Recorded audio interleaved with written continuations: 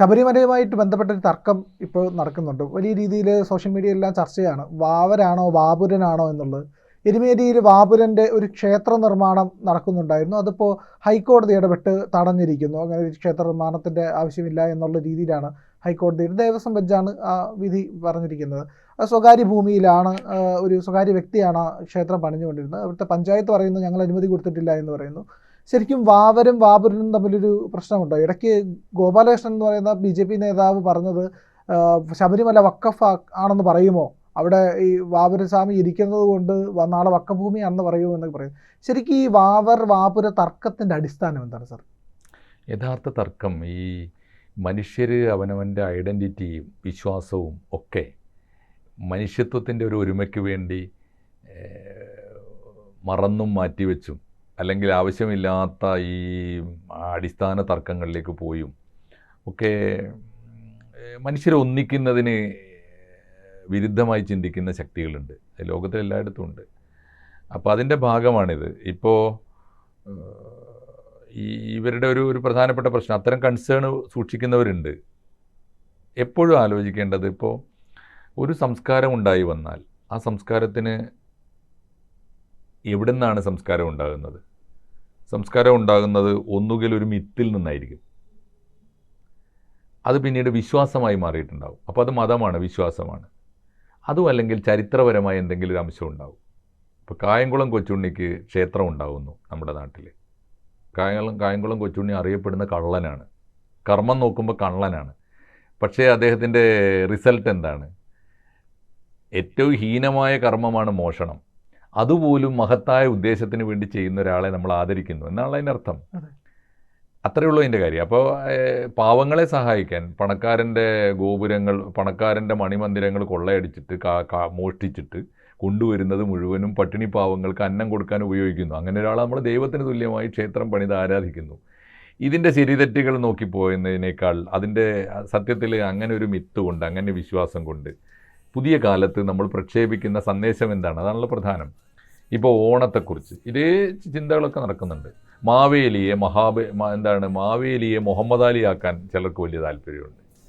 മാവേലി മുഹമ്മദ്, കാരണം മാവേലി എന്ന സങ്കല്പം മനോഹരമാണ്, അതിമോഹനമായൊരു സ്വപ്നമാണല്ലോ അത്. സമത്വം, മനുഷ്യരെല്ലാവരും ഒരുപോലെ കഴിയുന്ന, കള്ളവുമില്ലാത്ത ചതിയുമില്ലാത്ത ഒരു കാലം. അങ്ങനെ ഒരു കാലമാണല്ലോ. അതിനെക്കുറിച്ച് എന്തെല്ലാം തർക്കങ്ങളാണ്. ഇപ്പോൾ മാവേലി ആരാണ് എന്ന് നോക്കുന്നതിനേക്കാൾ മാവേലി എന്ന ആശയം എന്താണ്, മാവേലി എന്ന സ്വപ്നം എന്താണ്, അതിനെക്കുറിച്ച് ആലോചിച്ചാൽ പോരെ. ഒരിക്കൽ ഒരു മിത്തോ ഒരു വിശ്വാസമോ ഒരു ചരിത്ര സംഭവമോ നമ്മുടെ സംസ്കാരത്തിൽ അലിഞ്ഞു ചേർന്ന് കഴിഞ്ഞാൽ പിന്നെ ആലോചിക്കേണ്ടത് എന്താ? ആ സംസ്കാരം കൊണ്ട് പുതിയ കാലത്തിനും നമ്മുടെ ഭാവി സമൂഹത്തിനും മനുഷ്യകുലത്തിനും എന്ത് ഗുണമുണ്ട്? ദോഷമുള്ളതാണെങ്കിൽ പരിശോധിക്കാം, ഉപേക്ഷിക്കേണ്ടതാണെങ്കിൽ ഉപേക്ഷിക്കാം. അതേസമയത്ത് ഗുണകരമായ സംഗതികളെ എന്തിനാണ് ഇങ്ങനെ കീറി മുറിച്ച് പരിശോധിക്കാൻ പോകുന്നതാണ് മാവേലിയുടെ. ഇനിയിപ്പോൾ അടുത്ത പ്രശ്നം എന്താ? ഓണം എടുത്തോളൂ, ഓണം വരാൻ പോകുന്നു. ഓണത്തെക്കുറിച്ച് നിലനിൽക്കുന്ന തർക്കം ഓണം ആരുടേതാണ്? ഹിന്ദുവിൻ്റെ ആണോ മുസൽമാൻ്റെ ആണോ? എന്നിട്ട് മുസ്ലിം പള്ളിയിൽ പ്രാർത്ഥിക്കുക, തിരുവോണത്തിന് ചോറുണ്ടാൽ നരകത്തിൽ പോകും നിങ്ങൾ എന്നിട്ട് വിലക്ക് കൽപ്പിക്കുക. ശബരിമലയിൽ അരവണ പായസം കഴിച്ചാൽ അത് അശുദ്ധമാണ്, അല്ലെങ്കിൽ അത് ശിർക്കാണെന്ന് പ്രസംഗിക്കുക ഒരു ഭാഗത്ത്. ഇനി ഇതിനകത്ത് വേറൊരു തർക്കം എടുത്തോളൂ. ഓണം ഏത് ഹിന്ദുവിൻ്റേതാണ്? സവർണൻ്റെ ആണോ അവർണൻ്റെ ആണോ? ദേവൻ്റെ ആണോ അസുരൻ്റെ ആണോ? മാവേലിയുടെ ആണോ വാമനൻ്റെ ആണോ? എന്തൊക്കെ തർക്കങ്ങൾ ആലോചിച്ച് നോക്കൂ. സത്യത്തിൽ ഞാൻ ഒന്ന് സൂക്ഷ്മമായിട്ട് സൗമ്യമായി ഒന്ന് പരിശോധിച്ച് നോക്കൂ. സത്യത്തിൽ ഓണം ആരുടേതാണ്? മാവേലിയുടേതാണോ? എന്നാൽ അത്ര തന്നെ വാമനൻ്റേതും അല്ലേ? തിരുവോണത്തിന് മാവേലിയെ സ്വീകരിക്കാൻ നമ്മൾ അത്തം മുതൽ പൂക്കളമിട്ട് കാത്തിരിക്കുന്നു. മാവേലി വന്നു എന്ന് നമുക്ക് ബോധ്യപ്പെട്ട് കഴിഞ്ഞാൽ, മനസ്സുകൊണ്ട് നമ്മൾ സംതൃപ്തിപ്പെട്ട് കഴിഞ്ഞാൽ സന്തോഷത്തോടെ നമ്മൾ പോകുന്നത് തൃക്കാക്കരപ്പനെ പൂജിക്കാനാണ്. തൃക്കാക്കരപ്പൻ ആരാണ്? വാമനനാണ്. എന്ന് പറഞ്ഞാൽ അതിൻ്റെ അർത്ഥം എന്താ അറിയാം? സംസ്കാരത്തിൽ അതിന് ഒറ്റ അർത്ഥമേ ഉള്ളൂ. വാദിക്കും പ്രതിക്കും ന്യായങ്ങളുണ്ട്. രണ്ടു കൂട്ടരുടെയും സംവാദത്തെ നമ്മൾ കേൾക്കും, രണ്ടു കൂട്ടരെയും ആദരിക്കും. അങ്ങനെയല്ലേ? ദേവന്മാർക്ക് അവരുടെ ന്യായങ്ങളുണ്ട്. ഈ മിത്തുകൾ, ഓണവുമായിട്ട് ബന്ധപ്പെട്ട മിത്തിലും വിശ്വാസത്തിലുമൊക്കെ ദേവന്മാർക്ക് അവരുടെ ന്യായങ്ങളുണ്ട്, അസുരന്മാർക്ക് അവരുടെ ന്യായമുണ്ട്. അതുകൊണ്ട് മാവേലിയുടെ ശരിയും വാമനൻ്റെ ശരിയും നമ്മൾ അംഗീകരിക്കും. അതുകൊണ്ട് ഓണം കൊണ്ടുപോയിട്ട് വാമനന് തൃക്കാഴ്ച വെക്കേണ്ട കാര്യമില്ല. ഓണം കൊണ്ടുപോയിട്ട് മാവേലിക്ക് മാത്രമായിട്ട് കൊടുക്കേണ്ട കാര്യമില്ല. ഓണം കൊടുക്കേണ്ടത് മാനവികതയ്ക്കാണ്. അങ്ങനെ എടുക്കേണ്ടത്, സംസ്കാരത്തെ വായിക്കേണ്ടത് നമുക്ക് പറ്റുമ്പോൾ ഞാൻ എപ്പോഴും പറയാറുണ്ട്, സംസ്കാരം വായിക്കേണ്ടത് തലച്ചോറ് കൊണ്ടല്ല, സംസ്കാരം ഹൃദയം കൊണ്ട് വായിച്ചു നോക്കും, എത്ര വിശാലമായിട്ട് അതിനെ വായിച്ചെടുക്കാൻ പറ്റും. അപ്പോൾ ഇതാണ് ഇതിൻ്റെ ചിത്രം. ഇപ്പോൾ ഇവരുടെ പ്രശ്നം എന്താ? ഈ വാപുരൻ എന്താണ് വാവരുടെ പ്രശ്നം എന്താണെന്നറിയോ? അടിസ്ഥാനപരമായി സഹിക്കാനാവാത്ത ഒരു സംഗതിയാണ് ശബരിമല. ശബരിമല ലോകാത്ഭുതങ്ങളിൽ ഒന്നാണ് എൻ്റെ പ്രിയ. ഒന്ന് ആലോചിച്ച് നോക്കൂ. ഞാൻ ലോകത്തിൽ ഒരുപാട് പള്ളികൾ കണ്ടിട്ടുണ്ട്. നിങ്ങൾക്ക് ആലോചിക്കാൻ പറ്റില്ല. ശബരിമലക്ക് വ്രതമെടുത്ത് 41 ദിവസത്തെ വ്രതമെടുത്തിട്ട് ഇരുമുടിക്കെട്ടും കെട്ടി ശരണം വിളിച്ച് സ്വാമി ശരണം ശരണം പൊന്നയ്യപ്പ എന്ന് വിളിച്ച് പോകുന്ന അയ്യപ്പന്മാർ വഴിയിലിപ്പോൾ എൻ്റെ മലബാറിൽ നിന്ന് വരുന്നവരൊക്കെ ആദ്യം ഈ മാർഗതടസ്സം വരാതിരിക്കാൻ ആദ്യം ഒരു നാളികേരം ഉടക്കുന്നത് ഞങ്ങളുടെ നാട്ടിലെ കാടാമ്പുഴ ഭഗവതി ക്ഷേത്രത്തിലാണ്. ദേവിക്കൊരു നാളികേരം കൊടുക്കും. കാരണം അവിടെ നിന്ന് ഇവിടം വരെ അക്കാലത്താണ്, ഓർക്കണം, ഇക്കാലത്തെ ഹൈവേകളിലൂടെയൊന്നും അല്ല, കഷ്ടപ്പെട്ട് ഈ കല്ലും മുള്ളും കാലുക്കും എത്തയാക്കിയിട്ട് SP പാടിയ പോലെ അങ്ങനെ വരുന്നൊരു കാലമാണ്. അപ്പോൾ വിഘ്നം വരാതിരിക്കാനാണ് അവിടെ കാടാമ്പുഴ ഭഗവതിക്ക് നാളികേരം കൊടുക്കും. അത്ര തന്നെ അല്ലെങ്കിൽ അതിലേറെ ആവേശത്തോടെ നാളികേരം കൊടുക്കുന്നത് ശബരിമലയുടെ താഴ്വാരത്ത് എരുമേലി ചെല്ലുമ്പോഴാണ്. ഞാൻ കണ്ടിട്ടുള്ളത് കാടാമ്പുഴയിൽ കിട്ടുന്നതിനേക്കാളും കൂടുതൽ നാളികേരം വരുന്നത്, വലിയ കുന്നോളം ഉയരത്തിൽ നാളികേരം വരുന്നത് ശബരിമലയിലെ സീസൺ കാലത്ത് എരുമേലി പള്ളിയിലാണ്. ഒരു പള്ളിയുടെ, മുസ്ലിം പള്ളിയുടെ അകത്തും പുറത്തും, ഞങ്ങൾ അകത്തെ പള്ളി പുറത്തെ പള്ളി എന്ന് പറയും, ഈ അകത്തെ പള്ളിയിലൊക്കെ ഈ ഇരുമുടിക്കെട്ടും പോയിട്ട് കറുപ്പുടുത്ത സ്വാമിമാർ ആകെ അവർ ഭയങ്കര ആദരവോടെയാണ് കയറുക. കൈയും കാലും കഴുകി വൃത്തിയായിട്ടാണ് കയറുക. കയറിയിട്ട് അവിടെയും വിളിക്കുന്നത് സ്വാമി ശരണം. കാരണം അവരുടെ മനസ്സിൽ വാവരും സ്വാമിയാണ്. ഇത് ലോകോത്തരമായൊരു കാഴ്ചയാണ്. ഇനി കയറി ചെന്നാലോ അവിടെ വാവർ നടയുണ്ട്. ശബരിമലയ്ക്ക് പോയിട്ടുണ്ടോ? ഞാൻ സീസൺ കാലത്തല്ല പോയിട്ടുള്ളത്, പമ്പയിൽ പോകുമ്പോഴൊക്കെ വെറുതെ നടന്ന് കയറി പോകാറുണ്ട്. അത് നമ്മുടെ മനസ്സിൽ നമ്മൾ എന്ത് കാണുന്നുവോ അതാണ് ശബരിമലയിൽ കാണുക. അതല്ലേ അയ്യപ്പനും പറഞ്ഞത്, കഷ്ടപ്പെട്ട് അവിടെ എത്തുമ്പോൾ തത് ത്വം അസി എന്നല്ലേ പറഞ്ഞുള്ളത്. എന്തിനാണ് മോനെ കഷ്ടപ്പെട്ട് ഇവിടം വരെ വരുന്നത്? അത് നീ തന്നെ എന്നല്ലേ അതിൻ്റെ അർത്ഥം. ആ പാഠമാണ് പഠിപ്പിക്കുന്നത്. അവിടെ ഇപ്പോൾ വാവർക്കൊരു നടയുണ്ട്.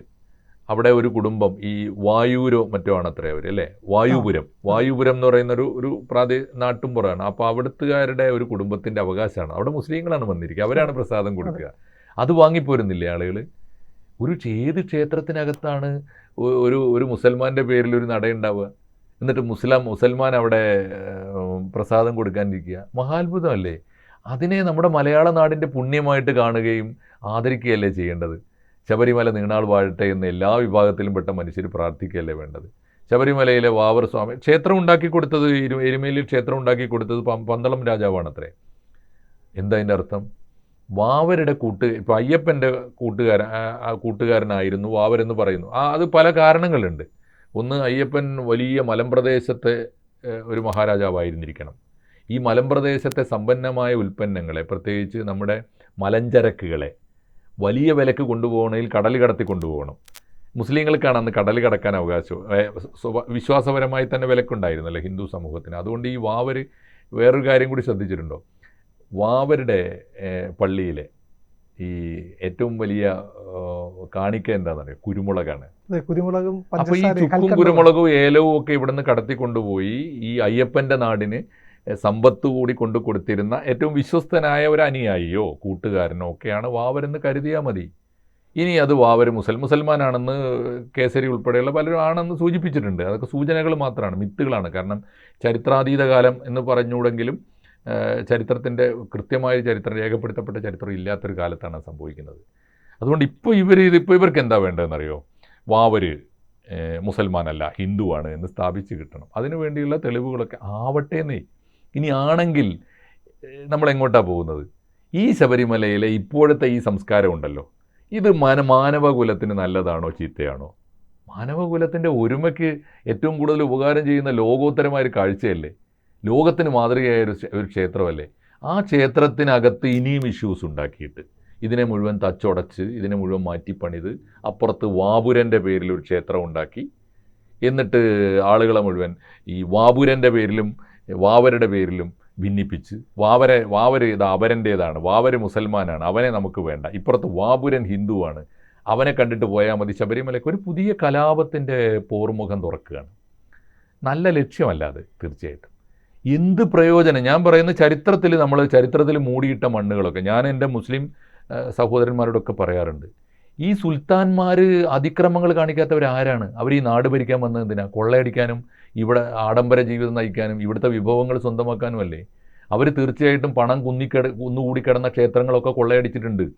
ഇല്ല എന്ന് പറഞ്ഞിട്ട് ജീവിതം പാഴാക്കേണ്ട കാര്യം എന്താണ്? അപ്പോൾ പ്രയോജനമില്ലാത്ത കാര്യങ്ങൾ ചരിത്രത്തിൻ്റെ കണക്കിൽ നന്മയുണ്ടെങ്കിൽ അതെടുക്കുകയും അത് മാതൃകയാക്കുകയും ചെയ്യുക. ചരിത്രത്തിൻ്റെ കണക്കിലെ തിന്മകളെ തള്ളിപ്പറയുക, അത് ഏറ്റുപറയാൻ മടിക്കേണ്ടതില്ല. കാരണം ബാബറും അക്ബറും ഈ ഷാജഹാനും ഔറംഗസീബും ഒന്നും ഒരു ജാതിയുടെ പേര് നോക്കുമ്പോൾ ഏതോ ഇപ്പോൾ മുസ്ലിം സംസ്കാരത്തിൻ്റെ ഒരു കണ്ണിയാണെന്ന് പറയാം.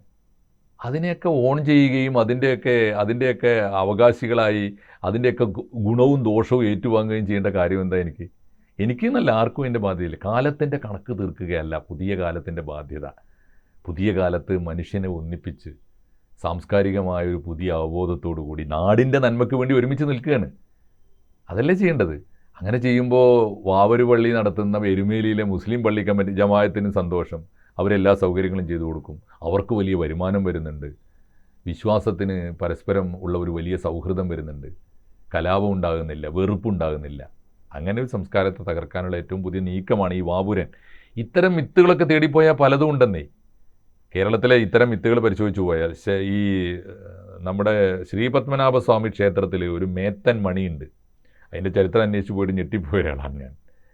അതൊരു നല്ല ചിത്രമല്ല, നല്ല ഓർമ്മയല്ല, അതവിടെ കിടന്നോട്ടേന്നേ. ഒരു കാലഘട്ടത്തിൻ്റെ ഓർമ്മയാണ്. മേത്തൻ കണ്ടിട്ടുണ്ടോ? മേത്തൻ മണി, മേത്തൻ്റെ മുഖമുള്ള ഒരു മണി, അപ്പുറത്തും ഇപ്പുറത്തും മുട്ടനാടുകൾ വന്ന് ഇടിക്കുകയാണ്. അതൊരു നല്ല പ്രതീകമല്ല. മേത്തൻ, മ്ലേച്ഛൻ എന്ന് വിശേഷിക്കപ്പെട്ട കാലത്ത് ഇവനാണ് നമ്മുടെ ശത്രുവെന്നും അവനെ ഇടിച്ച് ചമ്മന്തിയാക്കണമെന്നും വിശ്വസിച്ചിരുന്ന ഒരു ഓർമ്മയാണത്. എന്നോട് അവിടുത്തെ പുരോഹിതനാണ് പറഞ്ഞത്, അവിടുത്തെ സ്വാമിയാണ് പറഞ്ഞത്, മോനെ അതൊന്നും എഴുതാൻ പോകണം, ഞാൻ ജേർണലിസ്റ്റായ കാലത്ത് ഒരു കൗതുകത്തിന് അതിനെക്കുറിച്ച് സ്റ്റോറി ചെയ്യാൻ പോയപ്പോൾ ചെയ്യേണ്ട. അപ്പോൾ അങ്ങനെയുള്ള സ്റ്റോറീസ് അല്ല മനുഷ്യനെ മുന്നോട്ട് നയിക്കുന്ന സംസ്കാരത്തിന് ഗുണകരമായ ഓർമ്മകൾ ആണ് ചകഞ്ഞു പിടിക്കേണ്ടത്. പിന്നെ ചിലർക്ക് ഇതല്ല വേണ്ടത്, മനുഷ്യനെ ഭിന്നിപ്പിക്കുകയും വെറുപ്പിക്കുകയും അകറ്റുകയുമാണ്. അത്തരക്കാർ ഇത്തരം പണികൾ ചെയ്തുകൊണ്ടേയിരിക്കും. അവർ ചെയ്യുന്ന രണ്ട് കുറ്റമാണ്. ഒന്ന്, മനുഷ്യനെ ഭിന്നിപ്പിക്കുന്നു എന്ന് മാത്രമല്ല, രണ്ട്, മനുഷ്യൻ ഒന്നിച്ചു നിന്ന് പൊരുതി നേടേണ്ട ഒരുപാട് കാര്യങ്ങൾ ഒരു രാജ്യത്തുണ്ടാകും. അത്തരം അടിസ്ഥാന പ്രശ്നങ്ങളിൽ നിന്ന് മനുഷ്യനെ പുറകോട്ട് വലിക്കുക കൂടിയാണ് അവർ ചെയ്യുന്നത്. അതിനാണ് യഥാർത്ഥത്തിൽ വലതുപക്ഷം എന്ന് ഒരു വാക്ക് മാർസിയൻ ടെർമിനോളജിയിൽ പറയാറുണ്ട്. ഈ പണിക്കാണത്.